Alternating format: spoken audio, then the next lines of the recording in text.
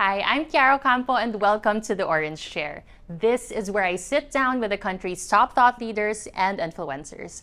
They'll be sitting on this orange chair where I'll be unpacking their stories that will hopefully influence you, inspire you, and inform you.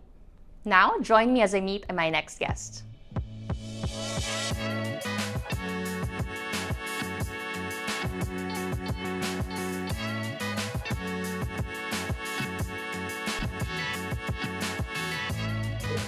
Our guest today is the Chief Finance Officer of AirAsia Philippines. Let's all welcome to the Orange Chair, Mr. Ray Berja. Hi, sir. Hi. Welcome to the Orange Chair. Thank you, Kara, for having me here. Good afternoon. Thank you. Hi, Ray. Thank you so much for being with us here in the Orange Chair. So first things first, how are you? Well, thanks for asking, Kara. I'm good, very good. It's always good to start the week with kind of perspective, right? I think what you do every day matters to your future, that kind of perspective as you start the day. So I'm very good. Actually, I noticed your T-shirt. Yeah. It says, "Take courage and do it." Yeah. So I'll ask some questions about courage later on. Okay. Let's backtrack a bit and talk about how you grew up. How were you brought up, especially you came from the town, a small town in Cagayan? I grew up in the province, in the northern part of the Philippines, Cagayan, with the three neighboring towns and cities, Yes. Solana, Piat, and Tuguegarao. And most of my informative years is really in Piat, Piat, Cagayan, where I took my elementary, Piat Central Elementary School. And I grew up also in the marketplace. We have a stall in the public market.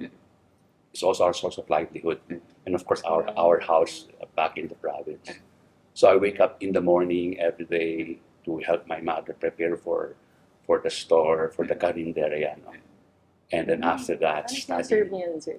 Yeah? What do you serve in the calendar? Oh, the typical dinuguan, higado, papaitan. Yeah. Very, very good food because my mother cooks very well. So I wake up in the morning, help her prepare, and after that study and then walk to school, maybe around 5 to 10 minute walk. It was kind of struggling a bit because my mother is a single parent. I grew up without my father, but with the help of my grandmother, my cousins, my kids, they guided me as I grew up. And my mother is very strong, very courageous, very devoted to God. So it was kind of tough and challenging, but I see in terms of my inspiration to move forward, to at least make best in life. So I study a lot. And also, I remember during town fiesta in Piat, there's a lot of pilgrimage, visitors are all over the place in Piat. So it gave me a chance to sell balut, money, candy, cigarettes. I have this push cart. It happened during, or it's happening during June 15 to July, that month-long celebration. So for me, it's an opportunity to actually sell something. So I push that around. And I shout Balut Penoy. So, and I was very young back then. I was about to ask po, how did you sell it? Yeah, I'm very young back then. Mabenta po ba?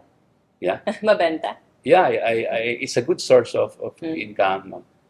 Those things that I experienced early on gave me a lot of value in terms of hardworking, commitment to get things done. And also, likewise, integrity and honesty in all my pursuits. Well, you mentioned the experiences in Cagayan. So where did that drive come from, you going into Manila and pursuing your dreams? I wanted to really excel in life. I think to do that in the province in terms of what I can do for myself might be a bit limited. So I decided to go to Manila. But before that one, when I finished my high school in St. Louis University in Tuguegarao, I took this cadet admission test in the PMA, in the academy. I only took one college entrance exam. That's the PMA. I Is never there- took LaSalle, UP, Ateneo, because I was so much passionate to pursue my dream to become a soldier. Mm. When I went to the academy, I'm all gung-ho. This is something for me that God's put in myself that I should be doing. So I was there, and I was kind of, I think, excelling a bit. But down the line, I was reminded of why am I here? Mm. If I graduate, I'll become a soldier. I'll go to Mindanao or wherever in terms of career as a soldier. I was also planning to be in the Air Force, but because of my eyesight back then, I think I will be for sure to be in the Army. So I told myself, I should be doing another thing than this one. I think I have a better life outside like that. I decided to, for good, just resign from the academy. I just need to go to Manila and maybe enroll in Ateneo, LaSalle, or UP, get scholarship. Right? So when I resigned, I went back to my province. When I went back, a lot of people has Sorry. ridiculed me. Ah, Yeah. okay. Because I'm already at the top of this kind of good future, like being in the In academy, academy. that kind of prestige. Very few people have to be in that. So a lot of friends, relatives told me, why did you waste your future? I have to prove something. Yeah. So I left my hometown and went to Manila with only 3,000 pesos. 3,000 pesos. I went here, I don't know what to do. So I called my friends, my classmates in the academy, my upper class to help me out. So they helped me out. My first job, they gave me a striker. A No. striker? Striker. Striker is strike anywhere. No? Mm. Wherever whatever they ask you to do, just do it. So Mm. strike anywhere, it's like you can prepare the coffee for the police officer, for my boss. Or you can carry the attache case. Because I was 16, 17. What do I know about office jobs, Yeah. right? How much were you earning for during that time? No, they gave me allowance. They gave me around, I think, 4,000 pesos back A then. month? A month. That's already good money back Yeah. then. So 4,000 pesos, what I do is prepare coffee for the police officers, we carry attache case, and sometimes I wash their car. And because I don't have a house to stay, I sleep in the office, in the office table. No? And one time, one of my upperclassmen, a police officer, told me to prepare this report, a word report, word style.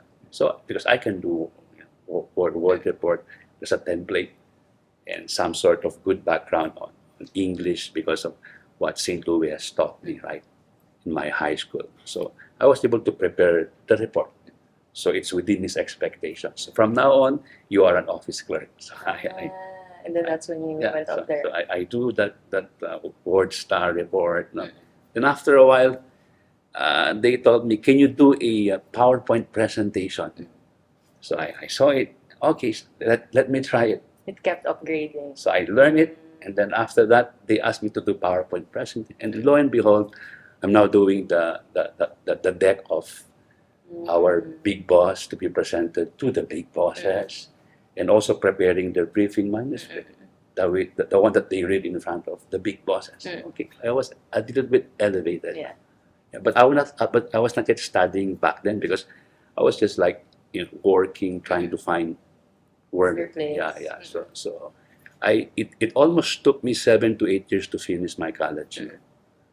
And back then my classmates were already done in college. I'm still studying. So that kind of pressure. Because you were both working and Yeah. studying. So after the academy, I took mechanical engineering in PUP. Yeah. So I took it for almost one semester. After that, I thought myself, what am I doing with mechanical engineering? So I decided to pursue accountancy. Because I was thinking back then, I want to be a lawyer someday. from being a soldier to mechanical engineering. Yeah, to be Now I wanted to become a lawyer, right? But before becoming a lawyer, I should first become a CPA. A CPA. So I took accountancy. And then when I shifted to accountancy, it's so hard for me. Because it's a simple mathematics, I turned to make it complex. So hard. I almost failed accounting subject in PhD, right? And then my boss then were transferred to another office, I think here in Camp Crame. And he's insisting for me to go in Camp Crame. Because if I go there, I will have a government plantilla, a permanent position, right? So I was a little bit adamant, or no need, sir. I'm okay already here. I can just do my college here, finish it here, right? But he's so insisting. No, it's better for you to be here because this is a better place for you.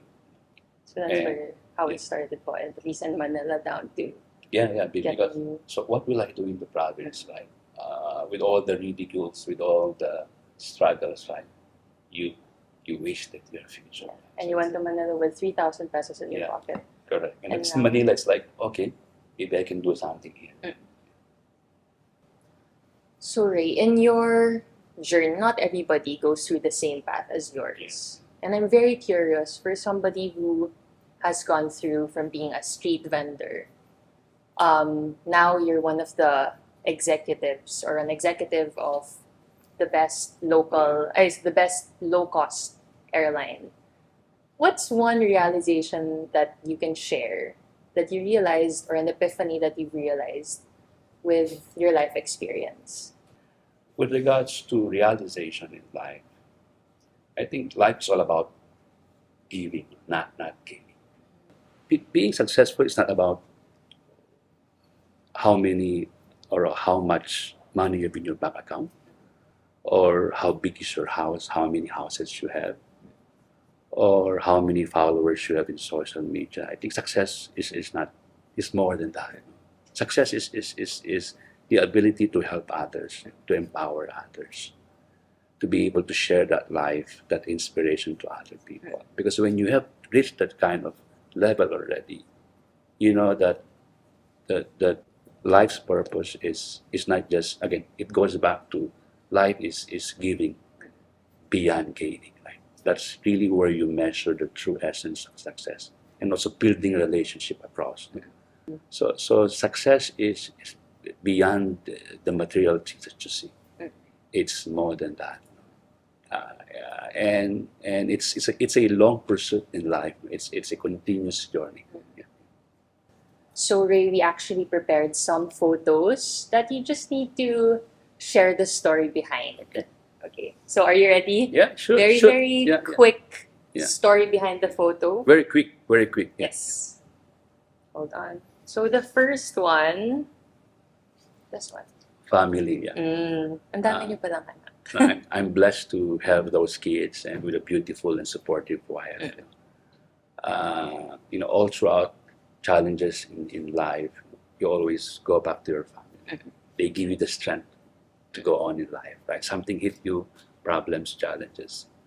The family gives you that kind of fire and fuel every day. So, I'm so blessed to have that. So many children. And you know what? Our youngest is a miracle baby. A miracle baby because? Because in way back few years ago, my wife had an accident during work. When he slipped, nadulas siya. And then, nung nadulas siya, tumama yung kanyang ulo sa floor. I think I remember those years. When she was pregnant and she had that accident, I was also fired at work that time from a telco company that I spent many years. I went to this new company.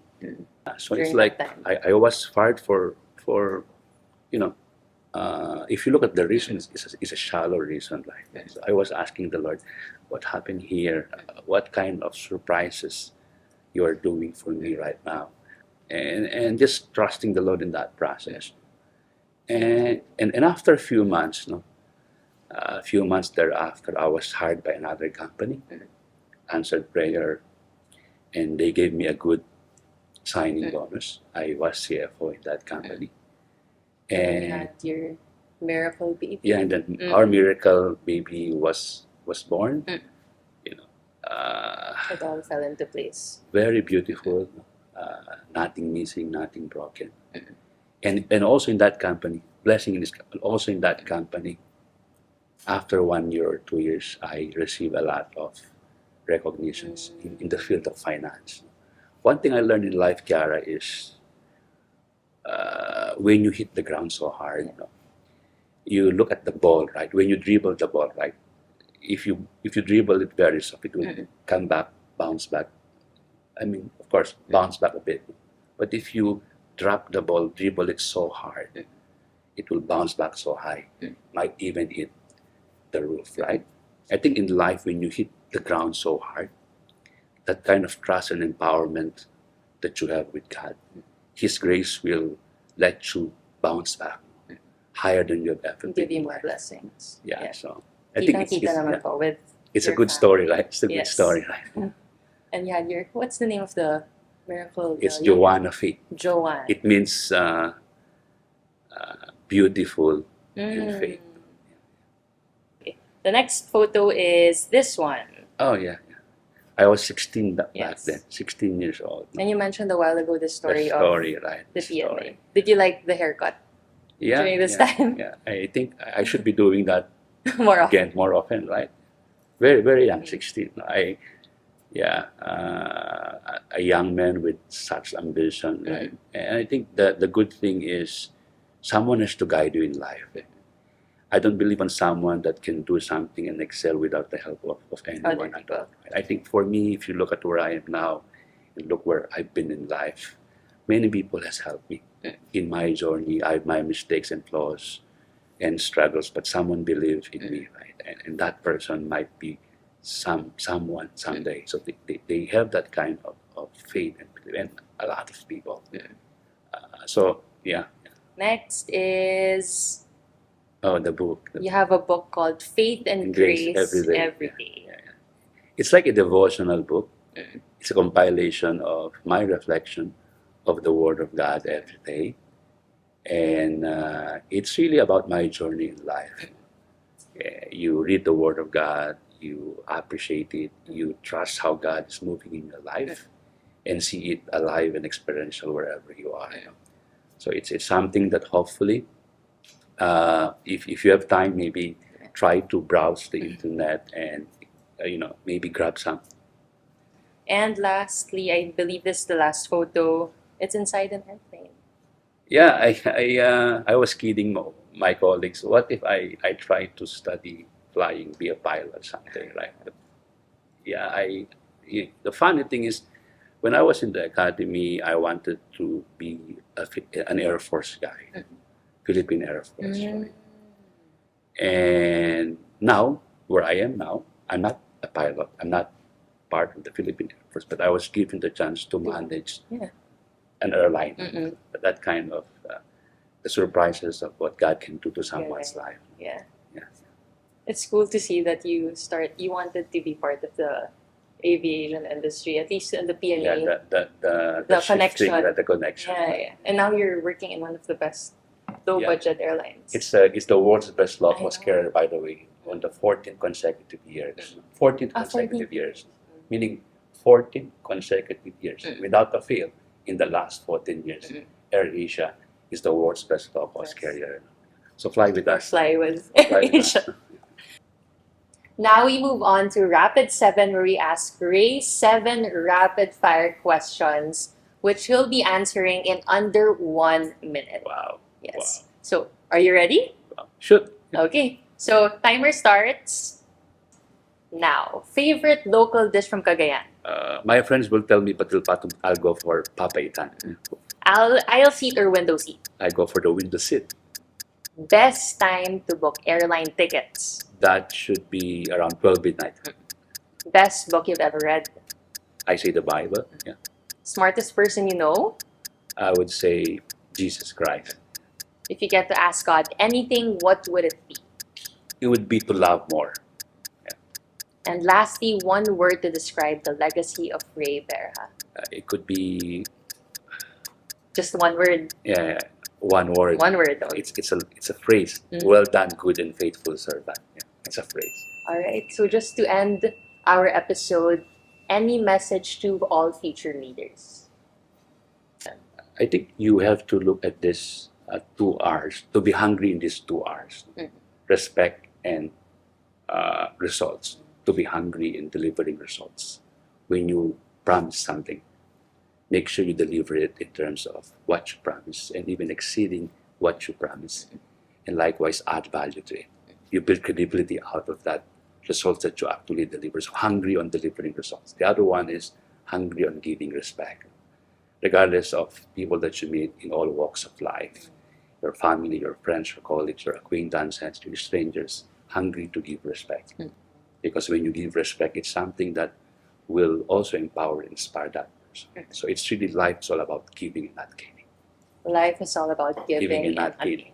Results and respect. Yeah. Very nice. Thank Thank you. Great for coming Yeah. over and share. Thank you. Thank you. Yeah, it's a pleasure to be here, Karen. Yes. With Ray's story, we learned that the true value of success comes from giving and not gaining. Join us on the next episode of The Orange Chair.